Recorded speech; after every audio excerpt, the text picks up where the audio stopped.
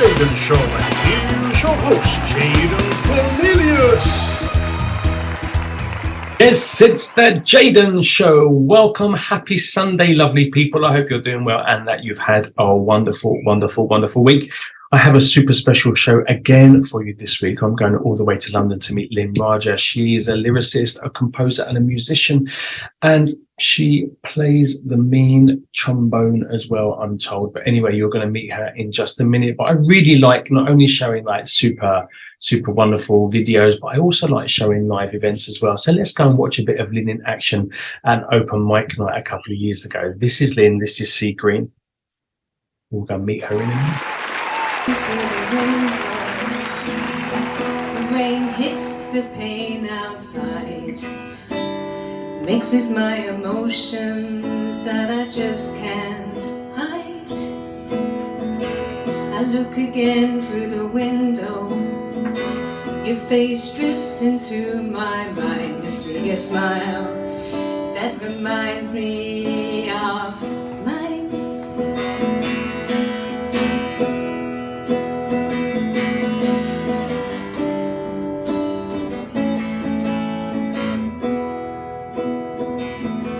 Sea green eyes you have, sunshine smile, and for you I'd walk many miles. Show your love to me, sunshine smile, and for you I'd walk many miles.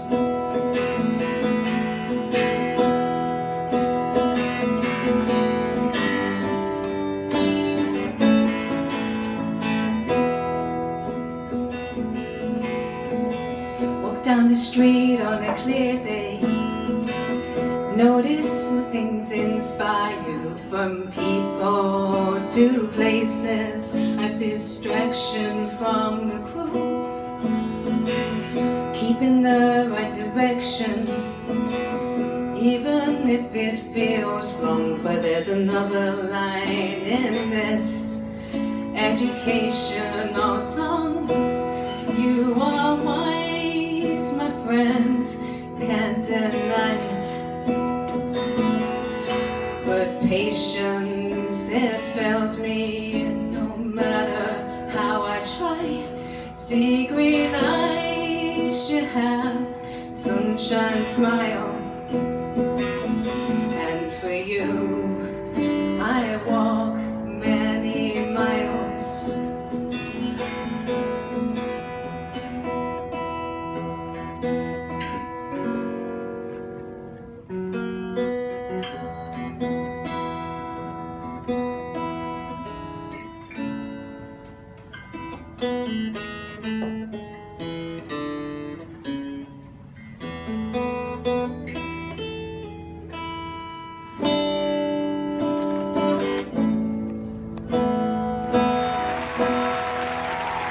Thank you.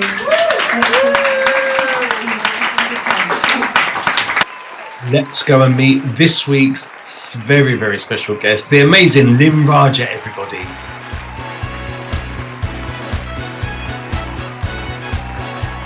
Lyn Rajah, welcome to the Jaden Show. How are you doing, lovely lady? I'm really good. Thank you, Jaden, so much. You know, so happy to be here and so great for you for having me. Lovely to have you on my show. So I've been kind of stalking you a little bit on YouTube and sussing you out, seeing what you do, loving your vibe, loving what you're doing. When did it all start for you? When did you kind of think, I don't want to be a receptionist or a lawyer. I think music will be my way ahead.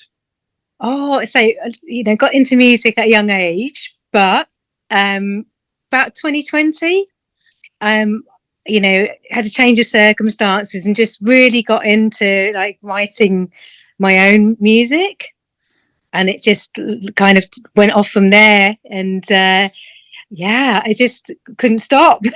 Wow. I was, you know, started on folk and then just explored different genres. So yeah, that's what's been happening. Just kind of different sounds, different vibes, different everything, right? Yeah, experimenting with vibes. Yeah, definitely. And kind of, but you know, getting ideas from, I don't know, from life events or just things that day to day inspire me. Mhm. And then just running with those ideas and just building them gradually up, like laying them like a little tapestry. Lovely. And then just seeing what I'm happy with, and just trying to create the music that I hope people will like, but that I will like as well. Yeah, you've So, got to be into it as well, right? yeah. It's that kind of energetic thing. If you don't love it, then no one else is probably going to do it. So you've got to love what you're doing. When did it? So when you were younger, and you said kind of you've always been, around music since you were littly. What kind of music was you into then? What was you listening to? What was your family into? Well, I can tell you a little story there. When I was about 4 or 5, I loved listening to Adam Ant. Okay. And I borrowed my mum's microPore out of her first aid kit. And I'm going to put it across here. And love that. Anything pop, like Dexy's Midnight Runners, Oh my God. That's all of my that. era. So really enjoyed that kind of music. And then basically I wanted a guitar for my birthday. My family were like, "Yeah, you can have one, but you're going to learn it properly." It's like, oh, yeah, that's got a lot to thank them for now, so it's good. But I used to have lessons on guitar. Okay. And we have like telephone directories because I was too small, so have to kind of get me to sit the right position and everything else. Wow, quite funny. So into pop, were your family into pop as well, or were you kind of into completely different vibe than the rest of your family? Well, my late brother really inspired me music. He was like big into music, but like more into hip hop. But he liked the 80s things. We watched Top of the Pops and all of that. Oh yeah, those good days. We did once, watch the Michael Jackson Thriller video when we were young. But the thing was, my mum came into the living room, because the video was connected to John Landis, wasn't it? So he came in the video, all she could see was the scary stuff. Thought it was a horror film and turned it off. And we were like, oh, no. That's Michael. It was bloody scary. I was really scared of that. I remember having to go into hospital with a suspected appendicitis, and that came on, and I thought it was a sign that was the end of my life. It absolutely traumatized me. And I was such a Michael Jackson fan, but I'm there like, oh my God, I'm going to be like them. Don't like it anymore. So I found it really scary. But I was a wuss. It was creepy. So your family kind of, apart from stopping you watching because they thought it was like Texas Chainsaw Massacre or something, were they into the music, like, would your family kind of play the same stuff as well? Very, very supportive, very, very supportive. They come to my concerts at school if I was performing, that kind of thing. And then with my sibling, my late sibling, we would be like listening to Top of Pops, any musical things. We had that in common, so we were always talking about that. But I missed those days. It was like tune after tune. And I was actually, I don't know, you're probably too young to remember, but there was a group called Dollar back in the day. Yes. And I chatted to Teresa a few weeks ago and just looking through the YouTube and getting Top of the Pops videos to put onto her interview. I was just like, oh man, with Dave Lee Travis. And I was like, oh, I loved Thursday nights. That was like the best night of the week because Top of the Pops was on. That was amazing. It was great. And it was like, I know it sounds silly, but back then, we know when they're all going on and everyone would be clapping with their hands over their head. That was like the coolest thing ever when we did back then. Completely. I'm not sure. And all those dodgy dancers from, in the audience, they were so, I always wanted to be one of them. I couldn't dance either, so I would have fit in quite well.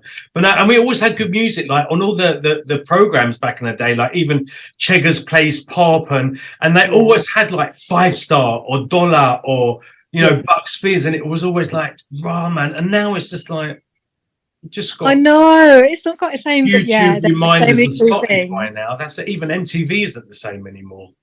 Oh. Do you find it's more difficult as an artist now? Do you think because there's so much more to select from because everyone's doing it from home, myself included, and because you don't quite have that not social media, but the media coverage that you once got. So now you're kind of almost, unless you're signed to a label, which now is completely different to how it was in the 80s and 90s. Do you feel that it's kind of a little bit more difficult, a little bit more sadder because you're just on your own, almost begging for followers, really? How does that affect your writing and your passion for the industry? Things have changed so much, because before I started doing my own songwriting, I actually played trombone semi-professionally. Wow. So we go and do lots of, we do lots of gigs and, different like venues in London. And then I became a carer outside of my full-time job that I do in the day. And so that kind of took a bit of a backseat. And I miss the kind of the live open mics. I want to, get back to that. Yeah. But the one good thing with the online was I kind of took the plunge into going with Twitter, and I met some really good people. One of them, Nunny Boy, he's a great musician. He's with a band called Voldo up in Scotland. He really took me under his wing, because I was joining Twitter. I was like, yeah, I kind of know what it's about, but wouldn't mind some guidance. And he was so supportive and kind of pointed me in the right direction. And then you kind of just end up building rapport for other people and building that network and friendships, and and it went from there really. So in some ways it's been great. Yeah. But it's just the live performances I miss. I'm hope to get back into that. Well, yeah. Now COVID seems to be on a bit of before something else comes up. It seems to be a bit of a low. It's like things are starting to happen again. I really like. I mean, when I was younger and I was doing my pop thing, if you wanted people in Manchester to hear you, you had to go and do some dodgy 3-song PA in some rat ass nightclub, and it was really dodgy, and everyone was either E'd off their face or drunk. So you just had to hope that someone might remember who you were when your single came out, and that was it. And it was hardcore. Now I can release a song on the internet, pop for a week, and I've just sold an album in Ethiopia. Like, it is just that random now. It's like it's amazing. But now you have that intense competition, like all the TikTok, the people that are being made humongously famous with 250,000 views on TikTok just because they're doing a dance routine in a pair of speedos. It's like, okay, I'm kind of too old to do that now, really. So I find it a blessing and a curse, the social media thing. But I get to meet artists like you, and I get to it's really, really good. So your album, it was Traveller's Tales, was your EP, right? Yeah, so that's Travel Tales, the first EP I did. Okay. Yeah. And you've got a new album out called Atmosphere? Yes, yeah. How's that going? They're quite different flavours, no? Yeah, so that is, I'm really proud of that one. I worked really hard on that one. I kind of went off the radar for quite a few weeks while I was kind of squirming behind the scenes. And that's, I was trying to go for a cinematic vibe with that album, and I've had some really positive feedback. Lovely. And but the funny thing is, one of my relatives who listened to it said, it's got real, Brian Eno vibes. And the irony was, I'd never heard Brian Eno's music before. I know of who he is. Yeah, I never that down. So that made me kind of go and sit down. And apparently I read up on it. Brian Eno was like a pioneer of ambient music. Which is funny, because some of my other music, somebody said, it reminds me of Nick Drake. And I hadn't listened to Nick Drake until about 2 years ago. So it's just coincidence. But it's been so far so good. It's been well received, the new album. So hopefully people will continue to like it. And if they don't, I'll be interested to see what they think. I'm always open to feedback. And it don't really matter, because you love it. I quite enjoy it. You're putting it out for you, and if people love it, fantastic, right? No, I hope people like it, and if they don't, I'll be interested to hear what their thoughts on it. Constructive criticisms, right? But it's kind of funny, because I listen to it in the day, something in between what I'm doing at work in the day job, but sometimes if I have difficulty sleeping, there was one of the tracks on there, I put it on, and I was like, the kind of talking books, one of it just wasn't working for me that day, and I put that track on, and I was like, out like a light, Really? Oh, cool. So it works. That's perfect. Because actually, that's even more difficult for an artist, especially if it's your stuff, because you're like, that bass needed to come up, or that mix there one on. Do you know what I mean? Like, you're always quite critical and listening to it so intently. I can't fall asleep with music ever, because I'm just like, oh, the strings, they came in like jelly. Oh, that was beautiful. So I'm like that when I get music on. I can't. So obviously, well, I'm going to try that one tonight then. What one is it? So, oh gosh, which track was it? That's a good point. It may have been a track called Feelings that's on the Atmosphere album, but there's a few on there. But okay, I'm going to put that on when I go to bed now tonight. But I was really particular with this one when I was working on it, because some of my tracks, you know, I love doing different styles and experimenting things. But I think there's one where there was an imperfection in there. I was like, I left it in, and it was. But people like. Yeah, sometimes it has character, right? Yeah. That absolutely. So, what are you doing at the moment? So the plan is, you know, see how people continue to receive this album. I'm hoping also to go on. There's a Cornish radio station that's invited me back on. Okay, cool. Is it called Fluid FM? So they're based in Liskeard. So that's one thing that might be coming up this year. Nice. And I might have a collaboration up my sleeve. I won't say too much just yet. But I did one of my first collaborations with an artist called Paul Lawrence on a song called Sailing Away. So he did the lovely lyrics and I put music to that. So I'm hoping there might be some more collaborations this year. Maybe with Jaden Cornelious, who knows? I'd love to. If that would be bloody special. Yes, absolutely, that would be super cool. That would be. I'd love that. Cool. So radio shows, collaborations, new music. What are your plans and your hopes for the future? You know, just to keep creating more tracks. I'd love to do more with this, because I only recently got into like the synthwave electronic genre about 18 months ago. I was always writing like folk before that. So I'm kind of exploring that more, and maybe a vocal track up my sleeve later in the year. We'll see. Okay. And if I've got, you know, if I plan things enough in advance, hopefully in the next 2 years, I'd love to perform live somewhere, even if it's like a little open mic somewhere. We'll see. But yeah, I feel doing your own stuff. Yeah, I mean, but you know, I love hearing other artists as well. I really do. Yeah, I think it's always good to celebrate other people's successes and talents, right? Because we know how difficult also the industry is, and there's nothing like being supportive of each other, you know, no matter, even if it's different genres, different flavors, different everything. It's about, you know, there's not much sense of community anymore. So I think, you know, we're still kind of quite a niche group, even though there are many of us. We're still quite a niche group, and I think it's great to be. I've just joined, and I've now completely forgotten what I've just joined. It's that important to me. Oh my God. What the bloody hell is it called? It's actually a website where you can do live gigs from your home. I'll send you a link. Oh my God, but I don't know why I can't even think of what it's called anymore.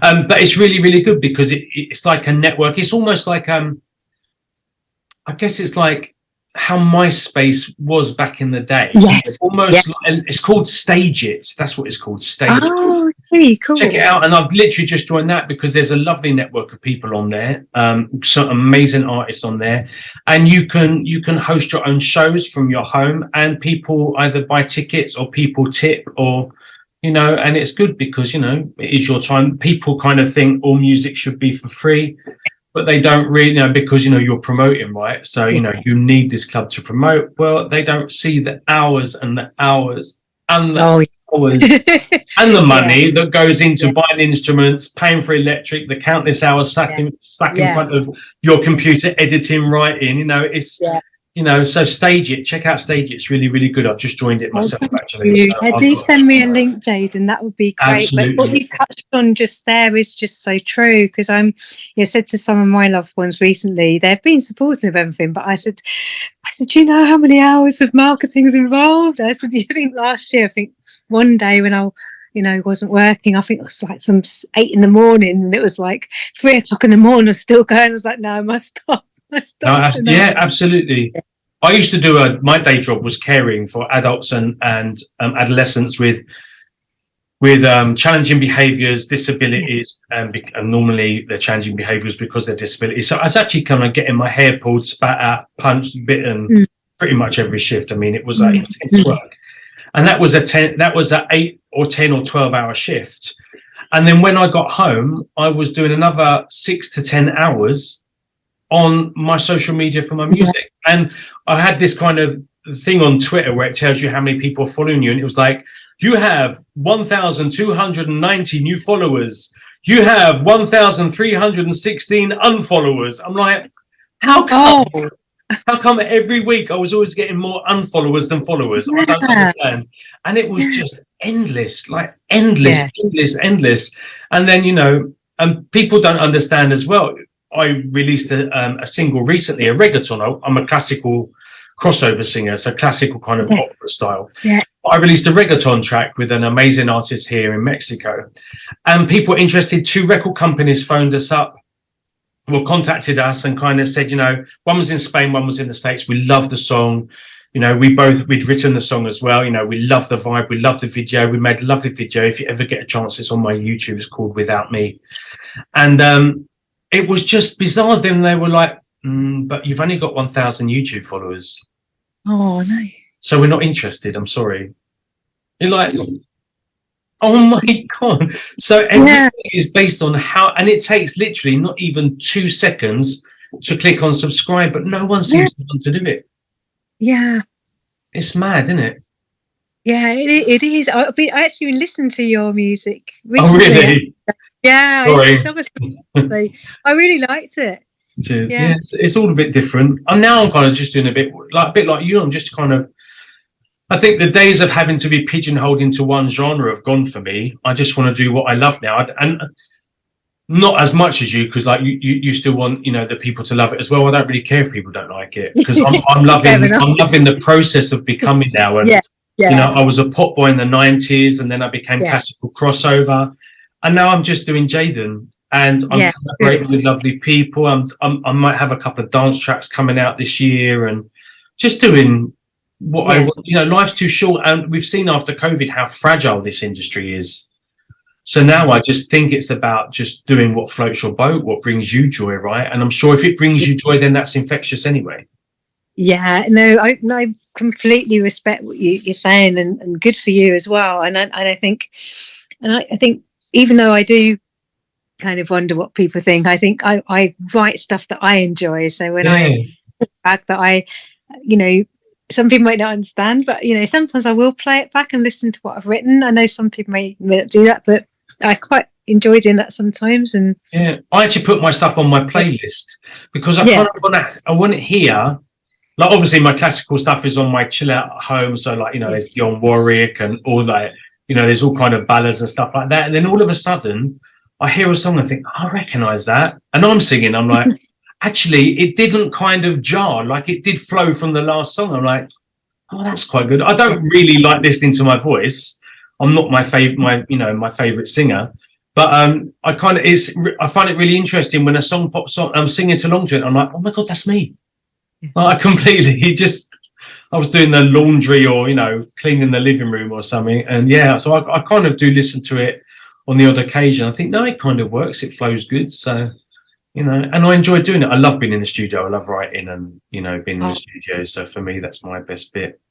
It's good. I love that too. I used to do that, going in the studio from time to time. And I like the vibe. I like being at home and everything, but I used to like that going in. It was quite fun. Yeah. I used to go to a studio. It's not there anymore, sadly, but it was called Plank Studios, and it was next door to premises near Bethnal Green. Okay. And a lovely little cafe next door, and they did the best Iskandar Turkish meal in there. And I was like, oh, I love this. Nice. The music, the food. What, can't complain. What more could you want in life, right? Yeah. That'd be bloody lovely. So I'm looking forward to what's coming out. Where can people find you and find your music? So Spotify, YouTube, Apple, Amazon, Deezer, and Tidal. Okay. Okay. And you, where can people hunt you down and find out what you're doing? Oh, well, I will be on Instagram and Twitter and TikTok. Wow. Okay. Got a Facebook music page as well. Okay. Have you got an official website? or you're just I going used social media? but I will find, it's best to reach out to me on Twitter or Instagram. Those are the most, and yeah, that's where you'll find me. That's fantastic. Well, thank you so much for coming on my show. Thank you for having me. No, it's a pleasure. I wish you all the love and luck in the world for your continued success and for living your passion. That's amazing. And hopefully when your next EP comes out or your next single, you'll come back and we can have a chat and talk about it and I get to listen to it. Oh, I'd love that, Jaden. Thank you so much. It's been an absolute pleasure. Perfect. Thank you so much, darling. Everyone at home, this is Lyn Rajah. You need to be going and supporting her. You need to go and find her on Instagram, on Facebook, on YouTube, on TikTok, and on Twitter. You can also find her music on Deezer, Tidal, Amazon, Spotify, Apple. Go and find her, or Google Lyn Rajah musician, and you'll find her everywhere. I suggest you go and find her, show her some love and support. Thank you so much for being on my show, and we will catch up soon. Bye. Take care. Take care, honey. Bye-bye for now. Bye. How super lovely is Lyn? Please go and support her on her social media platforms and go and check out her music on all major download and streaming platforms as well. Thank you so much for joining me on another Sunday. It's been lovely to see you. Please comment, please share, please like, definitely subscribe and tell everyone in the universe you know to do the same. And I will be back next week with another fantabulous show. In the meantime, you can come and join me on my social media platforms as well. TikTok, Twitter, Facebook, Instagram. I'm kind of everywhere, really. Just put Jaden Cornelious on Google and come and check me out and come and say hello, and I'll see you there. Thank you so much. I am leaving you with another song and video from the amazing Lyn Rajah. This is called Americana. I will see you next Sunday. Take care. Bye-bye.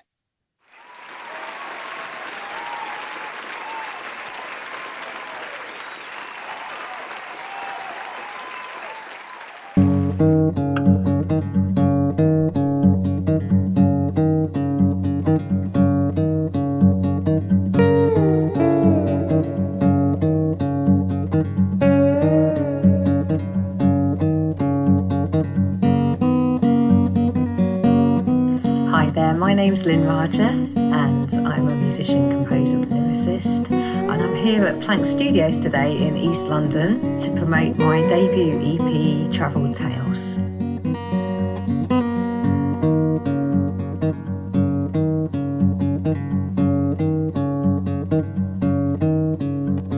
Time is short, we're running late, train is here, we can't be late, catch your breath, you're free again, reach your happy medium.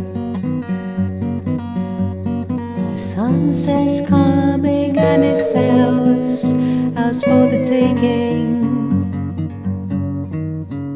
It's a perfect dream we're living, though it's not a dream, and now we're waking and living and taking and giving. You've got a ticket to do what you want to do. Put your hand in mine and take my hand in yours.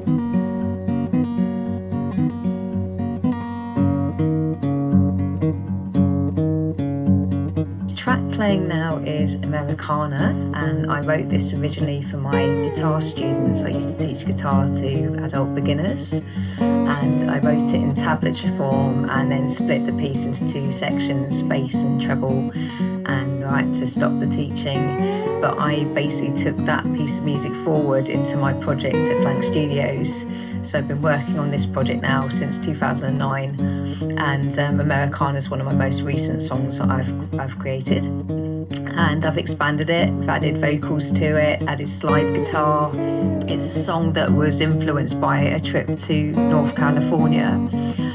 It's also largely about human nature, about fulfilling your dreams, not letting anybody get you down. I hope you enjoy it.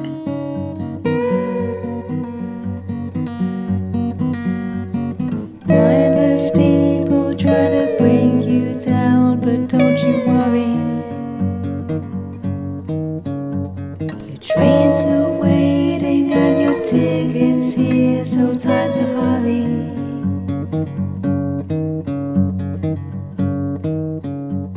The EP is called Travel Tales. It's my first EP, so my debut EP, which I hope will be ready by this summer. And I've thought of this title because I do a lot of travelling, but it's also about life experience as well, in the past and also in the present. And I hope to promote it in particular at Rough Trade East, which is a record shop in Brick Lane, and at Sounds of the Universe in Soho. I also hope to sell it on bandcamp.com because I feel that Bandcamp treat the artists more fairly. Time is short, we're running late, train is here, we can't be late, catch your breath, you're free again, you're free again. The experience of recording this EP has been brilliant. Personally, I'm used to doing audio recording, so filming was a new experience for me. It makes you, more aware that you have to get everything right. It's quite a gradual process, but it's an exciting one as well. It's been great, and I'm lucky that Fluid Media and Plank Studios very patient, very easy to work alongside. So it's been a very enjoyable experience for me.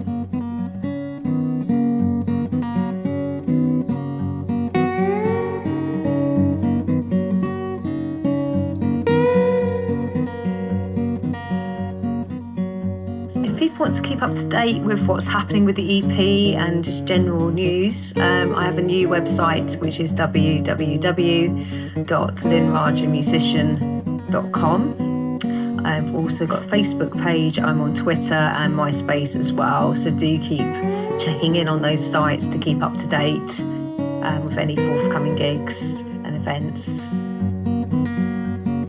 Got this travelling bug that I can't seem to shake off.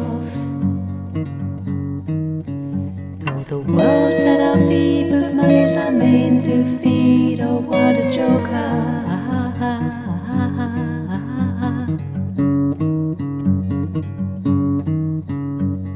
Time to stay the night on that train to flying into the night. Stars in the sky tonight, shining bright. I just want to say, anyone watching this right now, thank you for watching and supporting music that I compose. And I also want to say a big thank you to Trish Wellen, who put me in touch with Plank Studios, and to Steve Ellis for all his patience in the studio, and for him putting me in touch with Francis and Richie and Leo and Gio of Fluid Media, and but basically my family, close friends, colleagues, anyone who's basically supported and appreciated the work that I do. Thank you very much.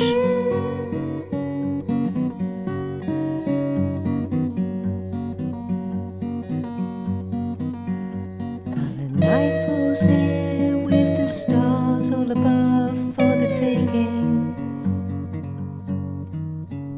It's a perfect dream we're living, though it's not a dream, and now we're waking and living and taking and giving.